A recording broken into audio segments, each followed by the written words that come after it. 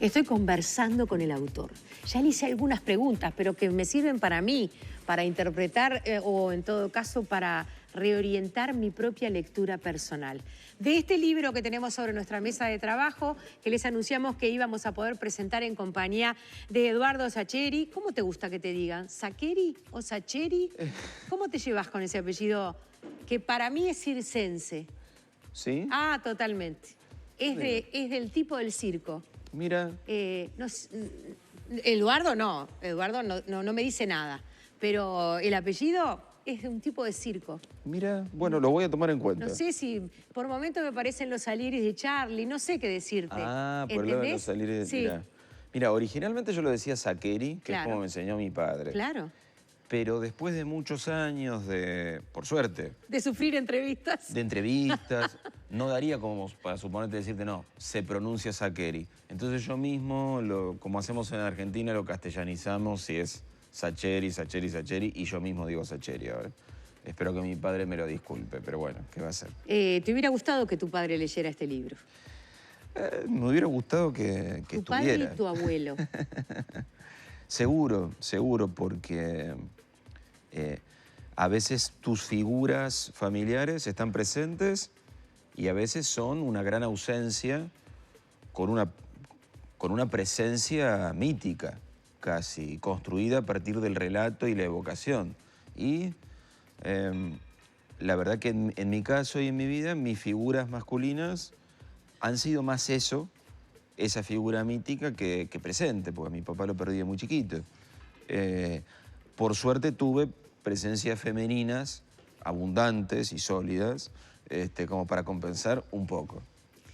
Si conocemos un poquito de su biografía o si en todo caso leemos su dedicatoria, entenderemos que esa música de su infancia, ese ronroneo de la colmena acunó a este varón en una familia de mujeres. A ellas está dedicado este libro y con él vamos a volver luego de esta presentación que hemos preparado. El 13 de diciembre de 1967 fue miércoles en la localidad de Castelar, en el partido de Morón de la provincia de Buenos Aires, cuando allí nació Eduardo Alfredo Sacheri, el tercer hijo de una pareja de odontólogos. Lo primero que supo fue que era hincha de Independiente y lo afirmaba los fines de semana cuando la casa se llenaba de trapos rojos para delirar junto al viejo frente al blanco y negro de la tele, como si estuviera en la tribuna. Cuando tenía 10 años, su padre falleció y su madre se puso la familia al hombro. Eduardo pasaba las tardes jugando al fútbol en el más ingrato de todos los puestos y escuchando las historias de la abuela Nelly. Empezó a devorar la biblioteca familiar, siguiendo el inevitable camino que pasa por Salgari y Julio Verne para encontrarse con Cortázar en la adolescencia. Estaba en quinto año en el secundario de Morón cuando conoció a la mujer con la que se casaría a los 24, mientras estudiaba licenciatura en Historia en la Universidad de Luján. La ansiedad que le produjo la inminente paternidad lo llevó a escribir algunos cuentos, un poco para hacer algo durante las noches en vela y otro poco para exorcizar sus miedos y obsesiones. A instancias de su esposa y algunos amigos, mandó algunos cuentos al programa de radio Todo por Afecto, conducido por el periodista Alejandro Apo. Este leyó algunos al aire y el público pidió más. Todas las semanas, luego de dar clases de historia, Sacheri metía 2 o 3 cuentos en un sobre, se tomaba el tren y los dejaba en la puerta de Radio Continental. Con ellos conformó en el año 2000 Esperando a Tito y otros cuentos de fútbol, al que le siguieron varios más, hasta que 5 años más tarde se largó con su primera novela, La pregunta de sus ojos, que Juan José Campanella llevó al cine como El secreto de sus ojos, ganadora del Oscar a la mejor película extranjera en 2009. A principios de abril de 2016, el teléfono lo despertó a las 6:30 de la mañana. Pensó que serían malas noticias del sanatorio donde estaba su hermano internado, pero no.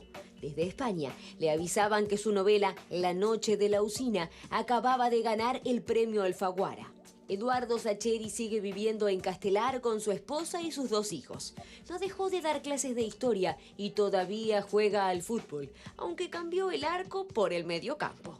Y sigue escribiendo cuentos, novelas y películas, parando apenas para gritar los goles del rojo, como si todavía estuviera el viejo.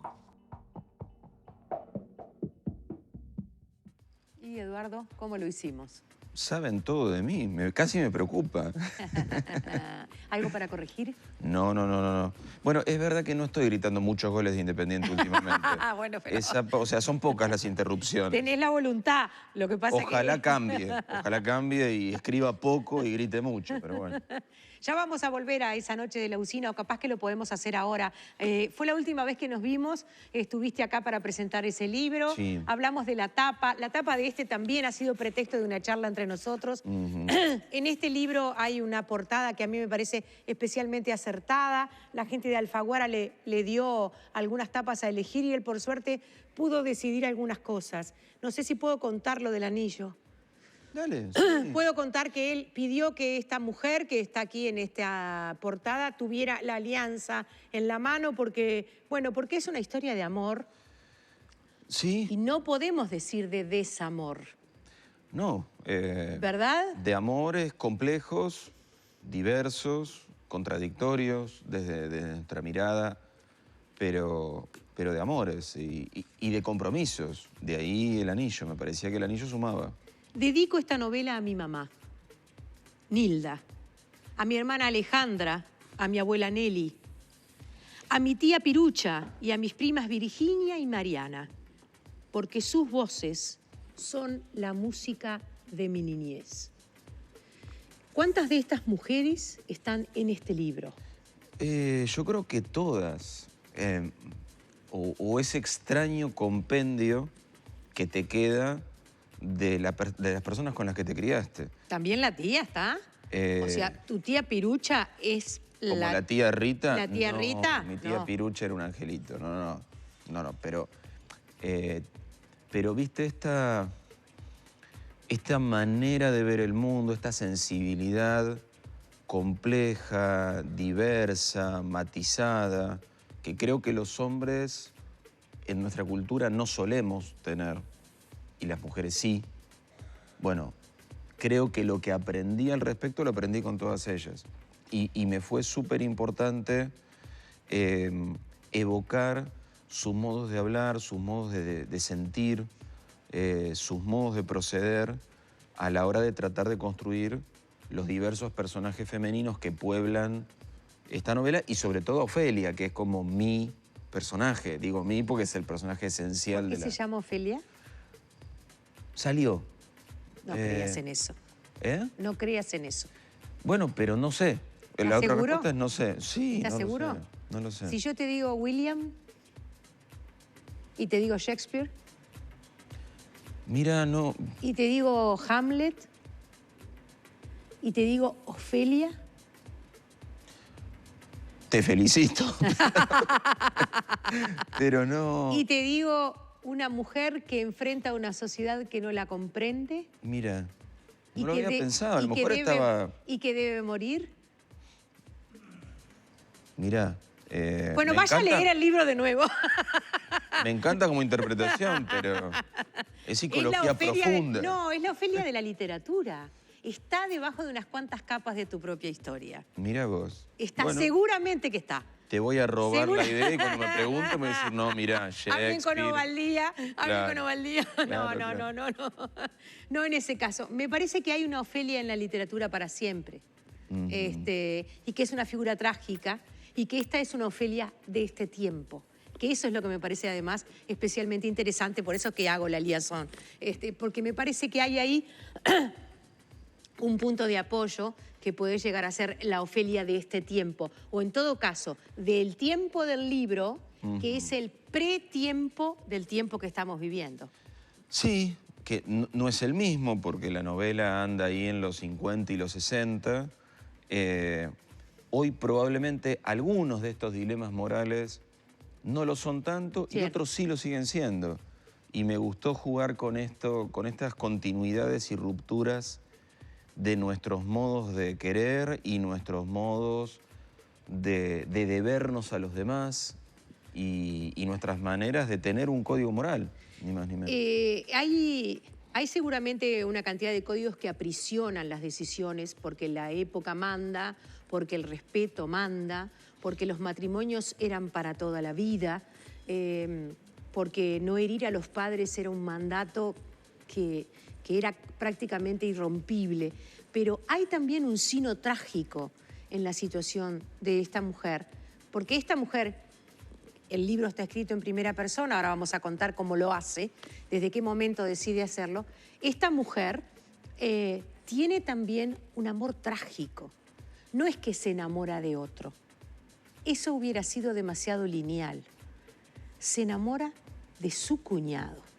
Es decir, que la ruptura es, si ese amor florece, daño para su hermana, la novia de ese cuñado y después la esposa, daño para su propio novio, que después es su esposo, a quien dice ama. querer también. ¿Por qué dice querer? Para mí quiere. Ahí sí me permito pensar. Me encanta. Me encanta que la defienda. Él dice quiere, pero vos acabas de decir ama. Yo creo que sí. No dice ama ella en el libro. Vamos a revisar. ¡Ay, qué lindo pelear en vivo acá! Trajiste fluorescente. Lucha literaria. Trajiste fluorescente para marcar los momentos. Bueno, ¿cómo fue ponerte los zapatos de una mujer? Fue lindo, fue interesante, fue, digamos, siempre que decidís elegir un personaje como muy fuerte, es un gran desafío. Construir cualquier personaje es un desafío, pero en este caso, toda la novela está contada desde un personaje. Todo lo que sucede, sucede desde sus ojos, ¿sí?, y desde su manera de sentir. Y claro, cuando vos empezás a escribirlo, no lo conocés tanto a tu personaje. Lo construís, pero lo vas conociendo en el rodaje del asunto. Día a día vas escribiendo, le van pasando cosas, se va cruzando con los otros personajes, va sintiendo, le van chocando cosas que le pasan, las va madurando. Y recién meses después vos vas conociéndolo más profundamente. Pero lo lindo es que cada vez te metés más a fondo. Cada vez sos más ese personaje. No importa si ese personaje es un viejo o es un niño, o en este caso es una chica joven. No importa, por supuesto que importa, pero ese salto hacia ser otra persona, te diría que es de lo más interesante de escribir. Esto de mirar el mundo desde otro lado que no es tu vida, ni más ni menos. Hay algunos amores o tópicos en tu literatura. El fútbol, por supuesto, la política o en todo caso la mirada comprometida con la historia de tu tiempo y sobre todo de tu país, y el cine. Acá el cine es como la puerta grande por la que entran los personajes a relacionarse, a desvestirse, a desnudarse, a de alguna manera, bueno, que cuando el cine empiece a funcionar en la pantalla, ellos empiezan a vivir la nueva vida o la otra vida. Interesante es que estos personajes ven cine argentino también. Bueno, porque viven en un tiempo en que en el cine argentino es realmente floreciente más que en otras épocas. Es una época en la que el cine argentino recorre toda América. Sus estrellas, creo que el cine argentino y el cine mexicano reinan en esas décadas del 50 y del 60 todavía. Y es ni siquiera el pretexto, es el puente que conecta a estos dos personajes. Tal porque cual. Ofelia y Manuel son futuros cuñados y es una época donde no es tan fácil ponerte a hablar con, eventualmente, el novio de tu hermana. Pero si salen todos juntos al cine y andan los sábados a la noche por la calle Lavalle y por Corrientes, antes de volverse para Palermo, hablar de la película, o sea, hablar de arte, es algo que te aproxima y es algo muy profundo a la vez. No están hablando de algo superficial, banal. No, si nos ponemos a hablar de libros o nos ponemos a hablar de cine, muy rápidamente nos podemos hablar de nosotros mismos, de lo muy profundo de nosotros mismos. Entonces son puentes sólidos. Si vos te encontrás disfrutando el mismo cine, alabando a las mismas actrices, quiere decir que hay algo bastante profundo ahí entre esas dos personas. Lo interesante es cómo lo empiezan a ver los otros, que algunos más rápido que otros, pero empiezan a darse cuenta de que entre esos dos personajes hay una mirada de leer ese cine en la que ellos no participan. Unos lo ven como una preocupación, otros lo ven con cierto celo y a la vez dicen no debo dejarme caer en él, hasta que los personajes se dan por notificados, porque durante un cierto tiempo eso capaz que no se vive en primera persona. ¿Escuchaste historias como estas en tu casa, de tu madre, de tus hermanas? ¿Tus hermanas son mayores que tú? Mira, mi hermana me lleva 7 años. Claro. ¿Es la distancia entre las grandes y las chicas? Bueno, mi hermano me lleva 10, mi hermana 7, así que sí, me gustó jugar con esta idea como de 2 generaciones. 2 camadas de hermanos. 2 camadas lejanas, claro, porque no solo las separan 9 o 10 años, sino un momento diferente de la economía familiar. Las grandes son hijas... De la prosperidad. Claro, las grandes de un carpintero al que le va bien. Las menores son hijas de un industrial. Claro, ya es, ahí está, perdón. Entonces, viste, somos todas hermanas, pero hasta las expectativas familiares con respecto a nosotras es distinta. Las grandes quieren casarse bien y las chicas pretenden independizarse y ser profesionales. Y hasta con el acuerdo familiar, porque de Siempre hecho, y cuando que sea útil, ¿eh? Por supuesto, pero Ofelia y Delfina no es que son que rompen con la familia. Me gustó trabajar con personajes cuyos márgenes de libertad, en todo caso, intentan moverse dentro del mundo que conocen. No son personajes de vanguardia, ¿viste? No es que están a la vanguardia del feminismo de esa época. No, claro. Estas chicas. Todo lo contrario. Son chicas de su casa. Sí, sí. Y que además son educadas en una familia donde los padres saben que no las pueden dejar mucho rato solas con los novios, apenas cuando ya tienen el casamiento en puerta. Luces prendidas, puertas abiertas y moral salvaguardada. No vamos a hablar más de este libro porque tienen que leerlo, porque tampoco podemos dar más pistas, porque si no estaríamos profanando ese momento mágico que es encontrarse con un personaje o con una serie de personajes. Yo marqué algunos momentos del libro que quería compartir con ustedes para que vieran el tono con el cual nos compromete nuestro autor, pero creo que ya hemos hablado suficiente del contenido de este libro y de cómo inspira a estos personajes. Y me parece bien interesante volver a esa colmena. Antes quiero compartir con ustedes, bueno, acá algunos saludos. Qué lindo es conocer al escritor y a su historia, dice Lourdes Gómez Franca. La pregunta de sus ojos y verla en El secreto de sus ojos fue una maravilla de película. Mis saludos. Ahí estuviste en todo.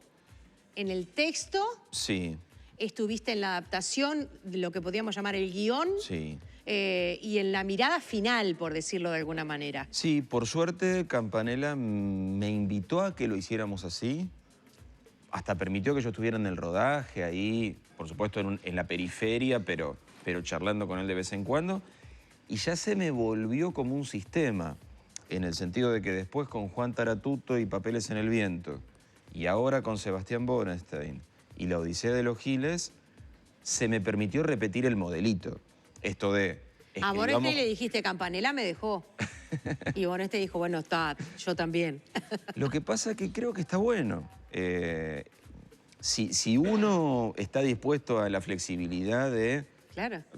Aceptar la mirada del otro y construir juntos, y después, desde el lado del escritor, aceptar esta periferia de... Che, yo me quedo acá en un costadito, pero charlemos de vez en Vos cuando. también aceptaste cosas, porque la otra vez nos contabas que en El secreto de sus ojos, por ejemplo, la escena del fútbol te la pide Campanella, porque sabe que venís de ese palo, sabe cuántos lectores tenés en ese palo y quiere a esos lectores también en el público.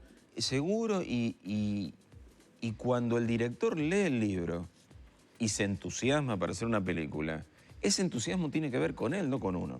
Bien. Digo, con el lector. Bien. Y uno lo tiene que aceptar al momento de construir la película. ¿Tuviste algo que ver con la elección de los actores de La Odisea de los Giles? No. ¿Te gustaron? Salvo, digamos, como Ricardo Darín y el Chino, son los productores iniciales. Es verdad. Ahí del padre asunto. y hijo son los Sundance de Buenos Aires. Yo ya sabía que ellos iban a estar y me encantaba la idea. Es verdad. Pero en general trato de no involucrarme en la elección de los actores porque no sé. Y me parece importante decir, los que saben de cine son los directores y lo que pueden decir, fulana estará perfecta para este personaje y y Mengano estará excepcional para tal otro, son los directores. Giles no. No. Giles no. No, es que los que saben son ellos, ¿viste? Quiero decir, Giles no te gustó. Mira... ¿Los cándidos? Los justos. Lo que pasa es que tenés que empezar a usar un montón de palabras.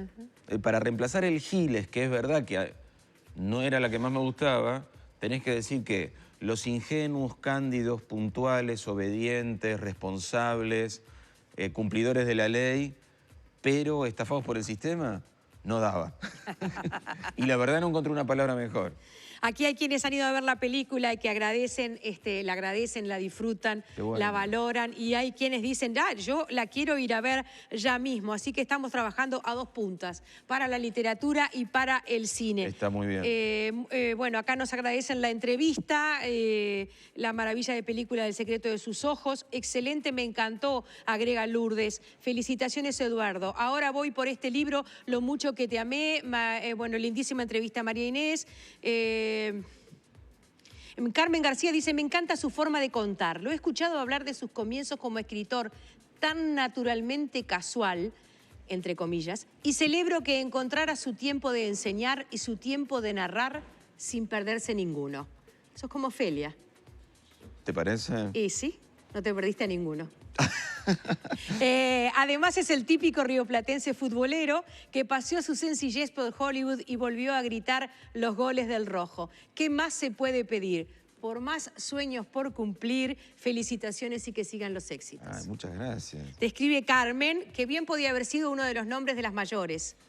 También, Podía sí. haber sido una Mabel, por ejemplo. Sí, o una Rosa, que son las dos más grandes, que tienen nombres que según las más chicas, que nos perdone Carmen igual, pero para las más chicas... Están en la foto los nombres.